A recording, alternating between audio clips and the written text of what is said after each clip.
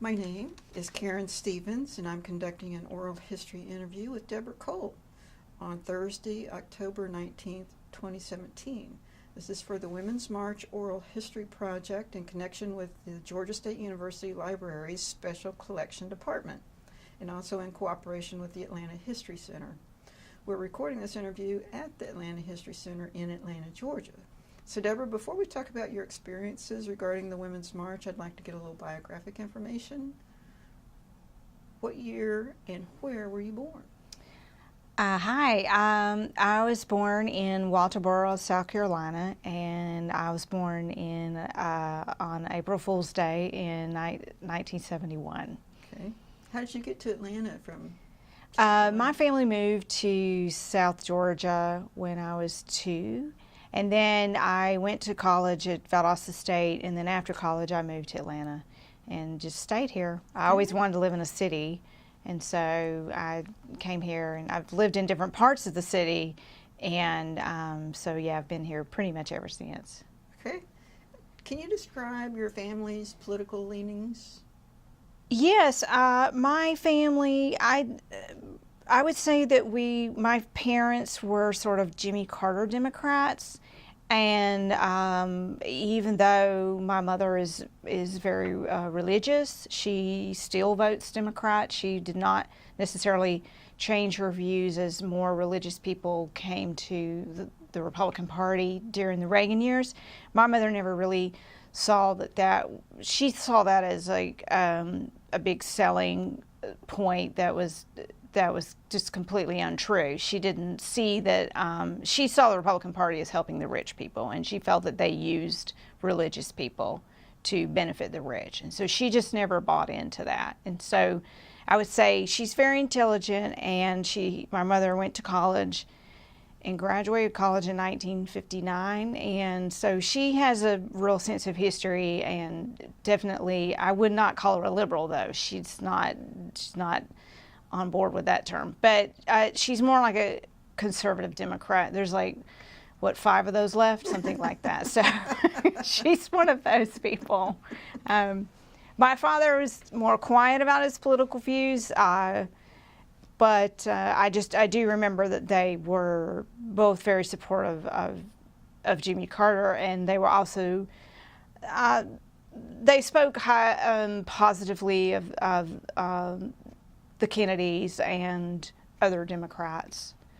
And so that's kind of where my point of view is much further left than my mother's point of view. So, and my father passed away when I was in high school, so it's really, I really wouldn't know where he would be on the spectrum nowadays. So what party do you support? Oh, I'm very much a progressive Democrat, definitely. I've had progressive leanings since high school, and I think a lot of it has to do with my mother's views, and also I'm one of the few people in the country who is in an elementary school that was like perfectly integrated. Very few schools are. It tends to lean so heavily to the white population or black population, and our elementary school was very evenly distributed, and so I feel like it definitely had a very strong impact. What was the name of that high school? I went to Waycross High School, and my elementary school was Alice Street Elementary, which no longer exists anymore. Okay. Let me ask you this. What's your profession?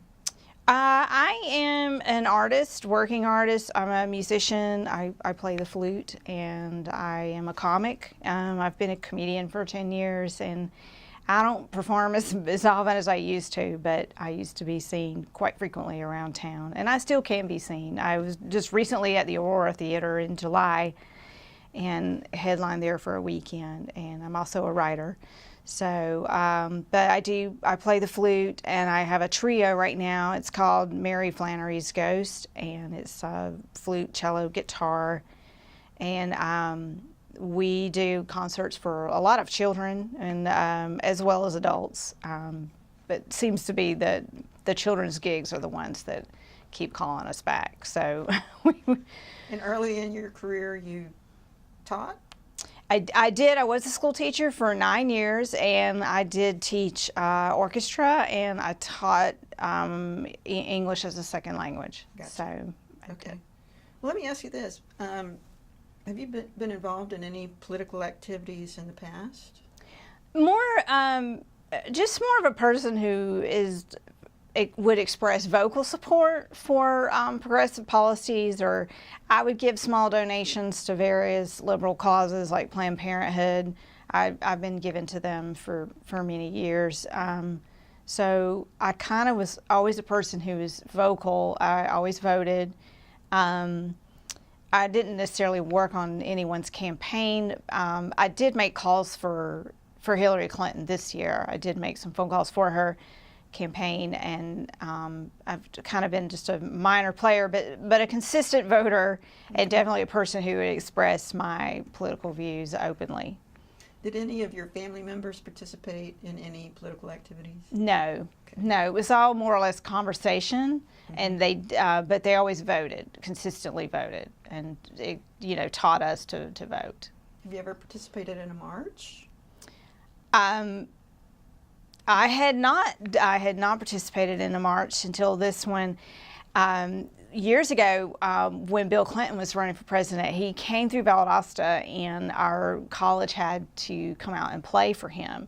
And so that was one of the first scenes I'd ever really been a part of, because we were there to play, and they were on the Capitol, or rather the City Hall steps, and there were a lot of anti-choice people there screaming baby killer and such, and so it was very exciting in a way. I'd never seen a scene like that where you had a lot of supporters but a whole lot of animosity and hostility in the crowd. But we were there as the band to play music, and so that was the first time I'd ever been in a real big political environment. I had never openly marched, and since the Women's March, I've been to like 3 or 4 protests this entire year. So well, let me ask you then, the Women's March was your first march. Why did you decide to march? I was invested in Hillary's, emotionally invested in her election. I voted for Hillary 3 times, back during the primaries with Obama, and then obviously the next primary, and then in the general election. So I really wanted her to win, and I was very upset when she lost, but I was just more horrified that not just that she lost, that people would choose the person in the White House right now, a person that I consider just a sociopath, or just an awful person, and I just was more or less horrified by that. I mean, if she had lost to Mitt Romney or John McCain, I wouldn't have felt afraid, but I was really afraid, and I just felt like it was so important to get out there and express my views. And I was just really angry that so many men discounted the way our current president treats women. I was so angry that they would discount that it just didn't matter to them. And I think that definitely motivated me to get out there in March. Which march did you attend? The one in Atlanta or Washington? I was at the one in Atlanta. And it was raining, and I live near a MARTA station, and my neighbors gave me some rain gear to wear. That was a little stronger than just your normal, raincoat. So they were like, wear this, and then I got there, and the rain had actually just stopped, and so I ended up meeting some friends, and it was just really exciting and invigorating, and it was such a huge crowd, and I didn't expect, I really didn't have any expectations, honestly. So I just kind of went with an open mind. I really didn't have anything in mind of what it was going to be like. I just felt like I had my sign, and I made several signs because I got to do several drafts because I'm a writer. So I brought my sign, and it said "Her Body, Her Choice." So I just brought that and saw my friends, and I had on a shirt about women's rights, and I was surprised at how much fun I had. Actually, there were people there making jokes, and then all all these kinds of protests, you just see these really creative signs, and that was probably one of the best things, was to just see the creativity in the signs and in some of the outfits that people wore coordinated with a group. I just love stuff like that. And well, let me ask you, you said you lived near MARTA. Did you take MARTA? Oh, yes, yeah. What was that like? Were there people Yes. in rain gear going to the... There were, and I ran into these women coming from Noonan, Georgia, and they were on their way to the march, and it was just really exciting to be riding the train with them, and they had accents similar to mine, and so Which is what? so it's a combination of South Georgia, South Carolinian. So I was just excited that they were. That there were just these other women coming out who weren't just women in the city, especially as a small town gal where this isn't popular to go to marches. That's just not the way people live. So you get to the march, and what was your first impression? You get off MARTA, you know where you're going, right? Yeah. And it was still raining, or it stopped raining? It had just stopped. And so it was kind of, at first I wasn't sure what was happening. Everybody was standing around until we actually started marching. So, but I just kept running into people that I knew, and some people I hadn't seen in years, because Atlanta's kind of funny like that.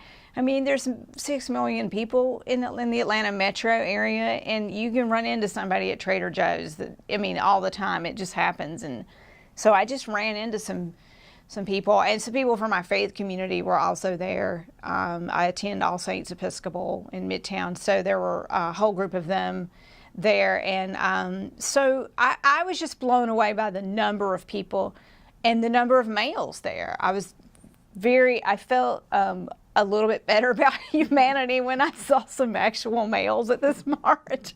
So, and I saw Congressman Lewis, and I saw some other, and then I just talked to people too that were, I talked to folks who had been very active in protests back in the 60s, and I think I enjoy just conversation, just sort of random conversations with people like that I enjoyed talking to. But it felt like, I just felt a little bit better about things. That may be complete naivete and denial, especially considering how every day there's just something more terrible and sinister going on in the White House and everyone associated with the White House. So I think I was just so excited to not feel alone. Like, I just felt like, well, I'm not the only one who's disappointed, and I'm not the only one who feels afraid about what's going to happen with this person. And not just this person, but the political party having all three branches of government. A political party, in my opinion, does not really care about most of the American people. Right. So you said you felt a little bit better. You saw more humanity. You weren't so afraid. What did that feel like? Did that change something? How did you feel? I just felt really energetic, and I just felt very empowered, and I also just felt the need to get really involved in politics and not just be, in March, get more engaged, especially females. We just need to get more engaged and start voicing our concerns about the way our government is run and the way our society is in terms of inequality and discrimination for people of color and other types of discrimination and things that happen to minorities. And we just need to speak up more and address some the current our current problems. Just address them in a way that benefits the entire society. So. Mm-hmm. So, of all of those issues and more that were represented there, which one was most important to you? Oh, I don't know if there's one that matters most. There's so many that matter to me. I'm very concerned about, I've been raised with black people. I've worked with black people. I'm very concerned about what kinds of things will happen to them, particularly with Jeff Sessions as Attorney General. That's a big concern of mine. I'm obviously very concerned about women's rights and reproductive rights. I mean, those are constantly attacked, and I don't believe empowerment for women occurs if you don't have control over your biology. It has to be together. And I'm obviously concerned with the stability of the person in the White House. His erratic behavior, that's very disconcerting, and the things he's doing that might be irreversible, especially when it comes to our Environmental Protection Agency and his dismantling and his neglect and refusal to listen to facts about the world.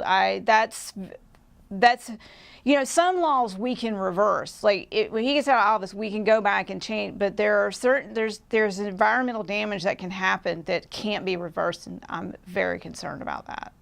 Gotcha. While you were at the march, you said you saw John Lewis. Did you get to hear any of the speakers? You get to hear him? I heard him speak briefly. I don't really recall. I talked to so many people, and I had so many different conversations, and then I heard several people speak at the end of the march down near the Capitol. So I can't really remember who all. It just seems like a lot happened in the few hours that I was there, just in terms of how many people I talked to, and just people were talking about how they were feeling, and I was just really in tune to that and wanted to listen to other people's reactions to everything. That was very interesting to me. I'm a people watcher, and I just like to see. It was just great to hear why people were coming out. Did you see other issues represented, maybe some that you hadn't thought about? From what I remember, obviously, LGBTQ community, that's also something that's on my mind as well. I'm very concerned about that segment of our society. So there were a lot of folks there with signs related to those issues, to them, and then I just saw kind of the full spectrum of a lot of the things that are important to progressives. Obviously, healthcare. At that time, I think most of the things had to do with the environment, with climate change, with LGBTQ, as well as women's rights. It seems like there were more signs and outward displays, and just signs making fun of the person in the White House. Just various really, really great artwork and all kinds of things of his face, and lots of fun stuff to laugh at. And you had one sign, or you said two? I had one sign. Yes. Yeah. Yes. Do you remember any other signs while you were there? I can't recall It's any. been 8 months. Yeah, I can't recall any particular, because there's just so many. I just was laughing at so many of them, because people come up with clever things, and I did recall when I got home, I was looking online, and there was a family that had posted some photos. Their children are really young, and they felt they couldn't attend a march, and they had these Barbies set up, and they took pictures, and the Barbies all were holding different signs, and that gave me a lot of chuckles. That was great. What a great way to participate. Yeah. So let's see, were your friends and family supportive of you going to the march? I would say my mother is she's somewhat supportive of my views, but she's not really a person that, she tends to be kind of fear-based, so she tends to think something really terrible is going to happen if you're at a march. And so I really don't tell her what's going on. If I'm attending any other, I didn't really discuss it with them. And then extended relatives of mine, while I love them very much, many of them voted for the person in the White House. So I really just don't discuss politics with them. Gotcha. Did you said you met up with some friends when you got there, and that was planned? Or you just went by yourself? I was planning to meet up with one group, and then I ended up meeting the other group first, and so I just kind of stayed with them just because I didn't want to deal with the crowd. Like, it just seemed to be too difficult to track other people down, and with the, people were still dealing with the puddles and rain and so forth. So I just ended up staying with the group that I ran into, and that was super fun. So but it was crowded. It was very crowded. It was very crowded, but everybody was really polite. I mean, nobody was. I didn't feel any sense of danger. I felt just a sense of fun. I felt like everybody was having a good time, even though we were all there. Some of us were there out of anger. The reasons for coming was anger at the decision by the electorate, and. But despite that, I felt like it was such a positive experience. People were just having. I particularly enjoyed just seeing people of different ages. I loved seeing a lot of older folks and young women. I love seeing the different ages of people coming. Describe the fellow marchers around you. Different ages. Yeah, a number of men. Lots of. I'm not married. I'm divorced, so I went there by myself. So there were a lot of women there with their husbands and boyfriends, and I thought that was great. Brothers, there were, and they were there with with their own concerns, obviously. So that was really nice to see that. Yeah, but most people were just having fun, just literally looking at the signs, joking around, and expressing concern. But it just seemed to be a real hopeful environment. Like, at least we have each other. Like, we don't know what's coming. It's probably going to be terrible, and it has been pretty terrible pretty much every day. So we'll talk about that in a minute. Yeah. How did y'all stay together? The people you marched with, it was crowded. I understand people were going sometimes in different directions. I don't really know how. I'm not certain how we stayed together. Nobody was walking too fast, pretty much. Pretty much everybody just stuck with it. So. Well, let me ask you this: what were your feelings before, during, and after the march? I mean, before, I was just really excited, but I really didn't know what to expect. But I just felt like I really need to be there. I want to show how I feel. I just was filled with so many emotions since the election. I didn't watch the inauguration. I didn't want to see any of that. I just couldn't deal with it. I couldn't even deal with the election night. I went to bed at literally 7:30. I just had a bad feeling. I had a bad feeling around 4 p.m. And I just I don't feel good about this at all. I'm not going to stay up. I'm just going to shut this all down, and we'll deal with it in the morning. And I got up and took my daughter to school. And my daughter, she's 7, so she was 6 at the time, very heavily invested, very much wanting Hillary to be president. So I was like, I'm not going to check the news till after I take her to school. I don't know what it is. I just don't feel good about it. So I waited till I took her to school, and then I came home and opened up the computer to the New York Times, and then I was just completely stunned. And then, but not surprised, but just really disgusted. Just horrified by the whole thing. Yeah. So then, during the march, and then after the march, I felt more and more exhilarated. I think that was probably the best thing. That just through the day, I felt more and more just exhilarated to come out and show how I felt about this, and just everybody else's energy. It was really great. Just a great experience. I didn't feel tired at all. I felt really energized by the whole thing. Were people chanting? Did you hear? Oh any of it? yes, Do you remember any of it?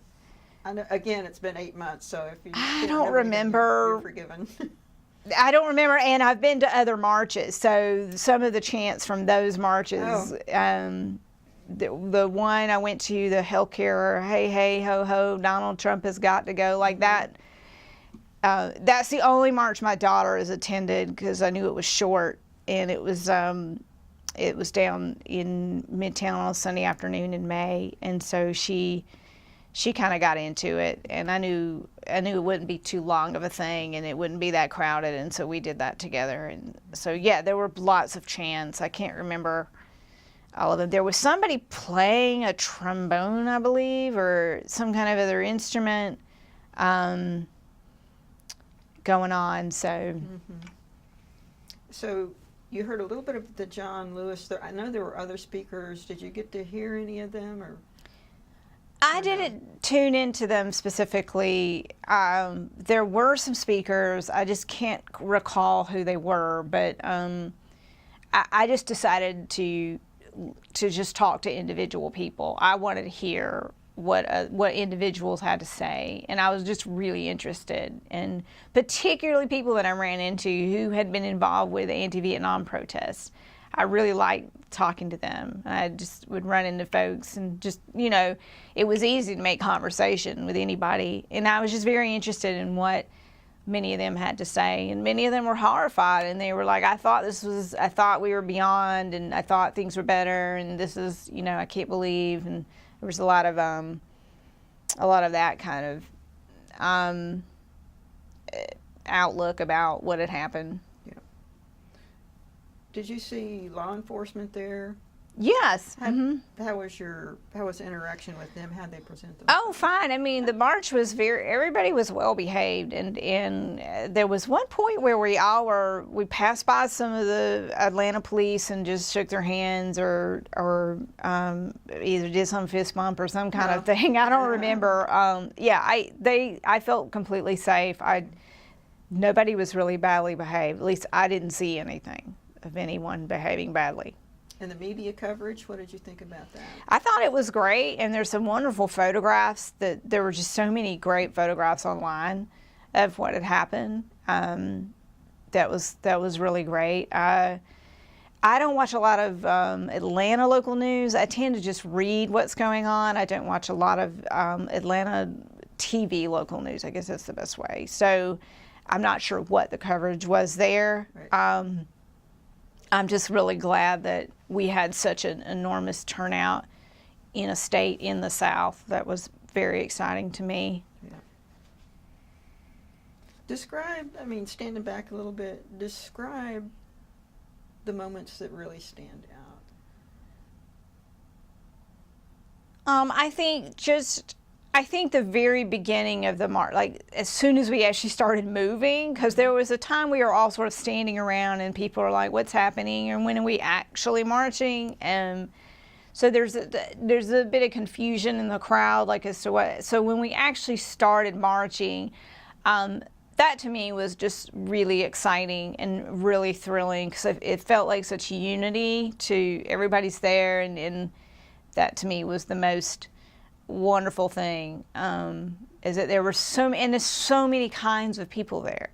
There was just every kind of person at the march, not just a lot of females, but obviously just every kind of person, and that was very exciting, because I felt like people are here for each other, and that was wonderful. I understand. Did you get emotional at any time? Yeah. I mean, I wasn't crying or anything, but I did get I just felt really exhilarated. I felt really good about the whole thing. It was great. So let's see. You make it to the Capitol, and then there's some speakers there. You heard some there. And then you're, finding your way back to MARTA. What was that like, your way home? You were with some friends, and y'all said, wow, that was great. And then what was the trip home like? Yeah, our kind of group disbanded, and then while it was disbanding, I ran into some other people that I knew, because I've lived in Atlanta a really long time, and so you have a big group like that, and you just end up running into people. So I ended up running into some other people, and then I got on the train, and everybody there was just really excited and so thrilled that they participated, and so many of these people had never been in a march before. Yep. I mean, I hadn't either. I've been to political meetings, or you know, things that are arranged and you go and you sit or whatever, but not a demonstration where you're hitting the streets. Like, I had never done that before. So How'd you feel the day after the march? Even more excited. Just thrilled to be a part of something, especially when I got home and I saw the coverage of how many marches were going on worldwide.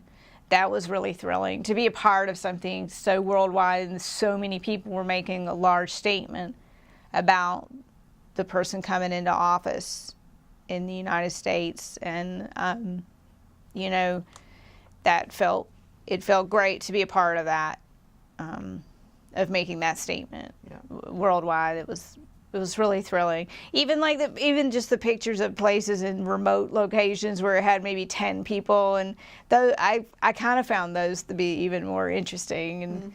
And I love all of that. It was great to know I was involved and part of it. And I had wanted to go to DC, but since I had lived here a long time, I'm really glad I ended up staying in Atlanta and participated here, because this is my home, and this city means a lot to me, and and so many people I knew were there, and I'm really glad that I ended up staying here and participating here in Atlanta. Yep. How have you been feeling since the march?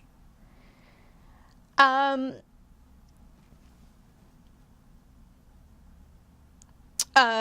disgust. Yes. More shocked. I don't know. Shocked. I don't feel shocked anymore. Nothing shocks me anymore. There's no bottom to the sky. There's no. It's just you know, it just more and more is revealed every day of just how vacuous this person is, and really his entire family. I think they're all just morally corrupt, vacuous people who are very, very, very self-serving. And I have been particularly attuned to the healthcare debate. I'm self-employed, and I'm in relatively good health, very good health, but I do have asthma, and it's something I have to keep a check on, and it's something that could, you know, asthma is in like the top 5 reasons why people go to the emergency room, and the healthcare debate is very concerning to me. Just every day, it's just something awful. The whole situation with North Korea, the way the person in the White House just constantly picks fights with people, and the constant lying, and it just, and then all the things that we don't hear about as much, as far as what Scott Pruitt is doing with the EPA. Like, I can't hardly even read that because it just freaks me out. Like, I know it's just terrible. And so I feel like it's important to keep up the work and keep being involved, and I call my senators in getting involved and not get overwhelmed. I think it's important to just kind of find the issues you can stay up on and do that, and just do your part, and then that's the best you can do. And then you can't get over consumed with news and media. Definitely, there are times you have to just turn it off. But it's very concerning, to put it mildly. Yes, I agree. What do you hope will happen? I hope we don't go to nuclear war. I just hope that our American society survives. I don't know that we will. I don't know. I don't know that. Are we going to split off into different states? I don't know. It's a bad. Right now we have we have a two-party system. One of the major parties is filled with these reactionaries, with these people that are very consumed with themselves and very much consumed with fear of the modern world. They don't want to live in the world that we're in right now. They want us to be in another time, and that's not happening. And they're driven a lot by greed, and they are just, tribalism. We're very much consumed with tribalism right now, and I think some of us thought we were beyond that, and we're not. We're not at all. So I hope we can get through this period and get this person who's in the highest office, that we can get him out of the highest office. But honestly, it's not just him. It's his vice president. It's the Speaker of the House. It's the Senate Majority Leader, and it's very much a number of representatives in the House of Representatives. It's a number of senators. It's just a lot of people who are not interested in helping American people improve their lives. They are not interested in that. They are only interested in their constituencies who want lower taxes, who just simply want to remain in power for power's sake. They're not interested in improving American life, and they're not interested in facing head-on our current problems. They're more or less wrapped up in these, these old battles that we have going on, racism and things like that. Yep. What do you fear? I just fear my biggest fear, we would go to war. That's my biggest fear. Mm-hmm. And if that happens, just a lot of other personal rights will be stripped away. And I'm also very, very concerned with the fact that the rest of the world is really never going to trust us again for electing this person. And the damage that he's doing by the problems he's causing with our allies, I'm very concerned with that, because you can't, we will not, we have to honor our agreements. We can't have people in the world, leaders in the world can't come to, dealing with the United States and understand that, well, the new person coming in will just scrap everything that we decided. We can't have a stable country like that. We can't have allies. We can't keep our allies that way. It's completely destructive, and I'm very concerned with that, and I'm very concerned with some of the judges' situation, that the person in the White House can, he's probably not going to wield any, there's not going to be big legislative wins. I don't believe that there'll be any tax reform. It's more complicated than health care. I don't think they're going to be able to pull that off. He'll be too busy fighting with somebody to be able to pull that off. But what he can do is appoint judges that can do a lot of damage, particularly with voter rights and women's rights and other kinds of things, gerrymandering, issues like that, and just, he can appoint some. That's one thing we can't really, and of course immigration. There are people's lives that he has already ruined, and he will continue to ruin more of our more of our immigrant population. He's going to ruin many, many more lives before he's gone. So those are all the things on my mind. Yeah. Just a few. So I know you mentioned that since the march in January, you attended another march in May, and that you write your senators. And are there other things that you can do, or that you have done, or that you could advise people to do? I just try to encourage people to give to certain organizations that are fighting battles, and particularly like the ACLU, and giving money to Planned Parenthood, and giving money to other groups who are really fighting this person in court.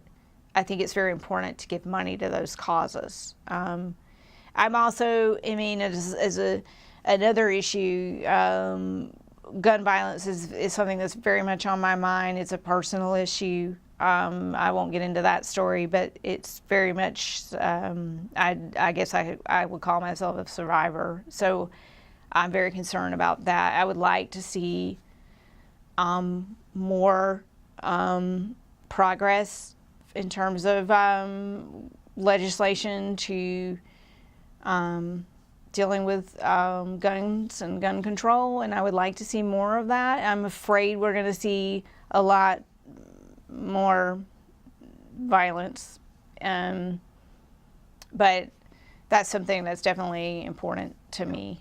Yep. Do you think that this movement, this march generated, has maintained momentum?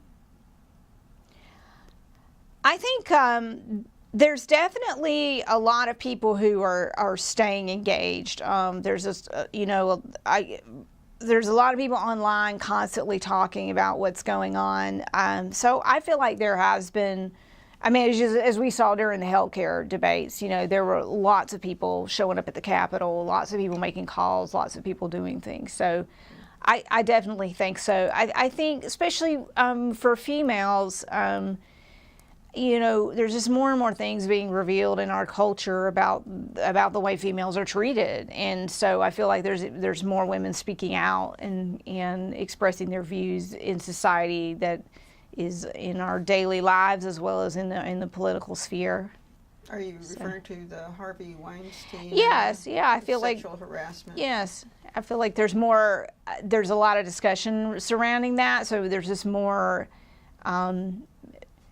women engaged in speaking out about the way we really have to live every day, the way we, most of us have dealt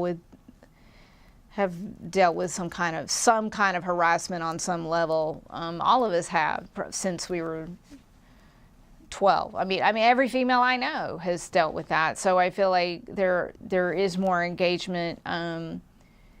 And it's obvious. I mean, like some media outlets, I think Rachel Maddow has very high ratings right now, and so that's an indication. A lot of people I know watch her, constantly talk about her, so I feel like that's.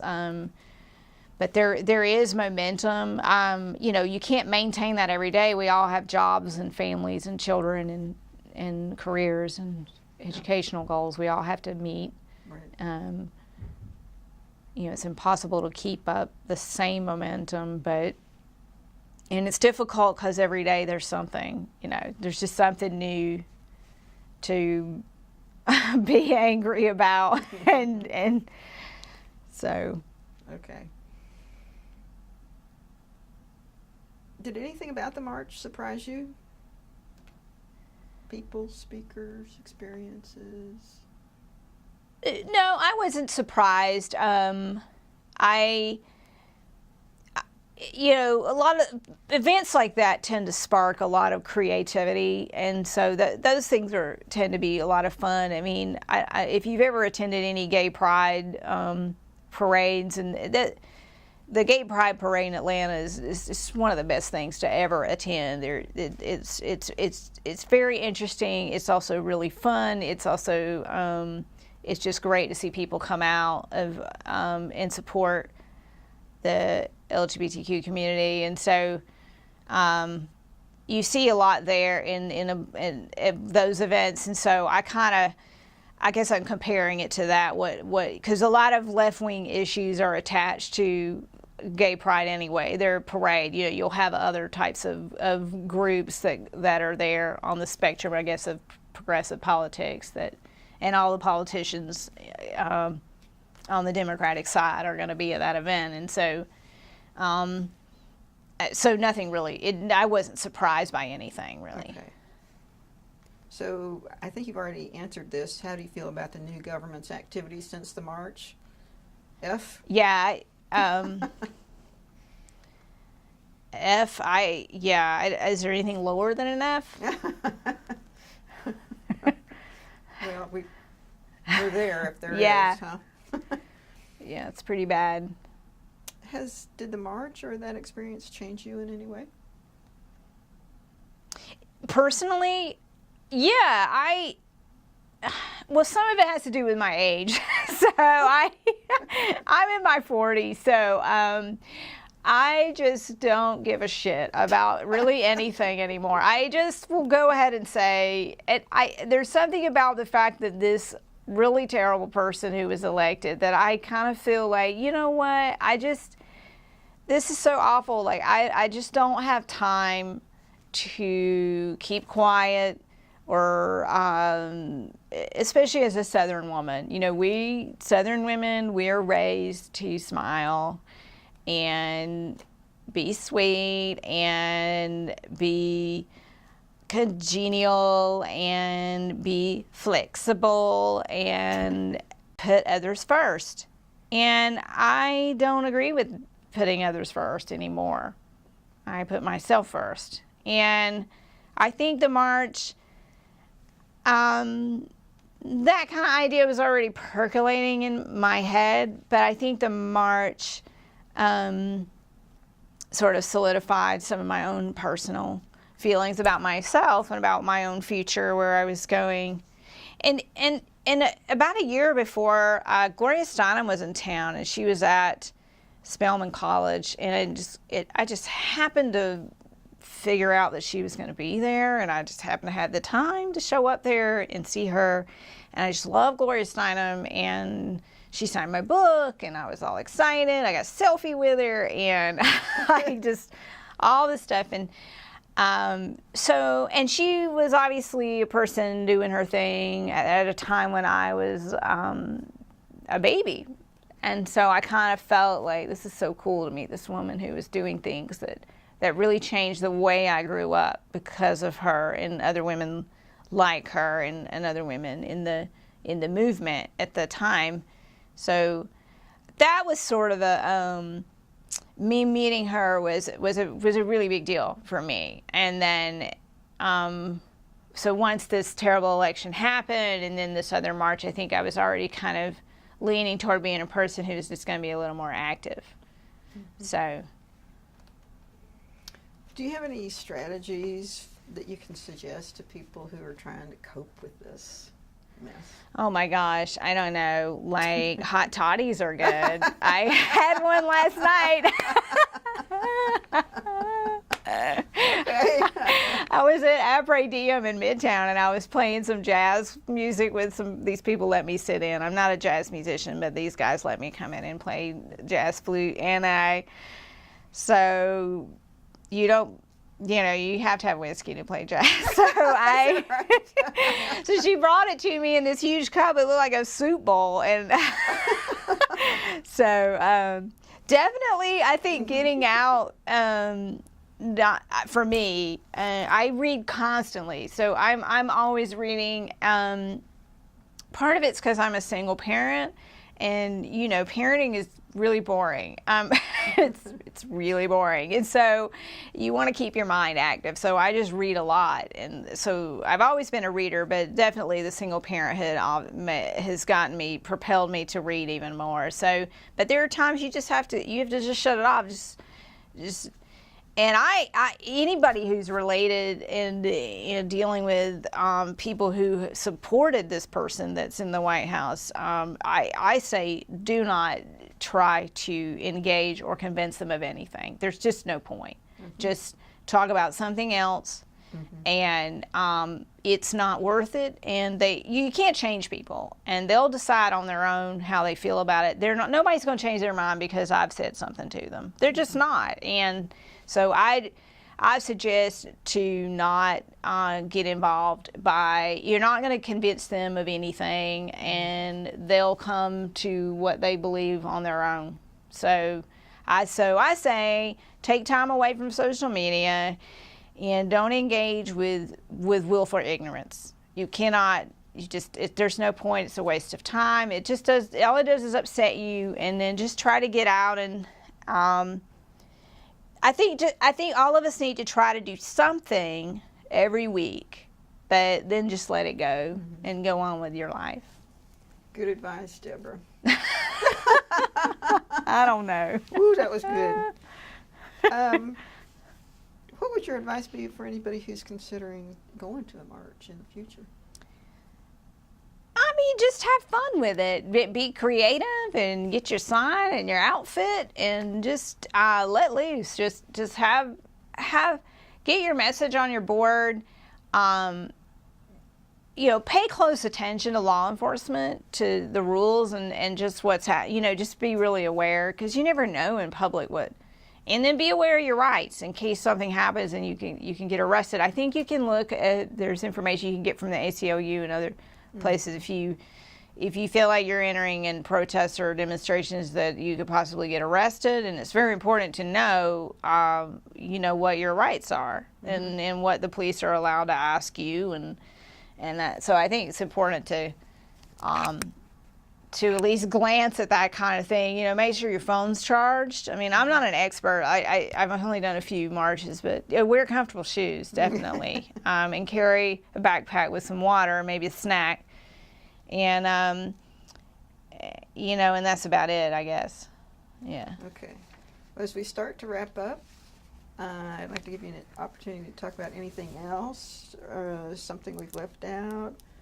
Anything that the march has meant to you, its value, where are we going to go from here?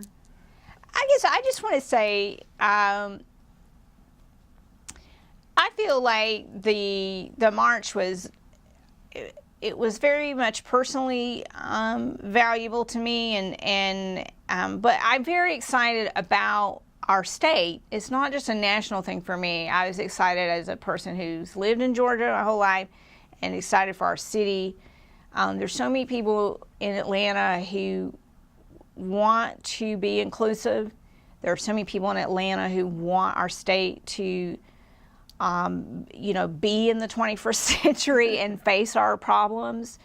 And I think while I was moved by what was happening in D.C. when I checked on TV and everything, I feel very excited about our state and we're not there yet, obviously, but there are a lot of forward-thinking and progressive people in our city and who want a better future in the state of Georgia. And I feel good about that, especially given our history.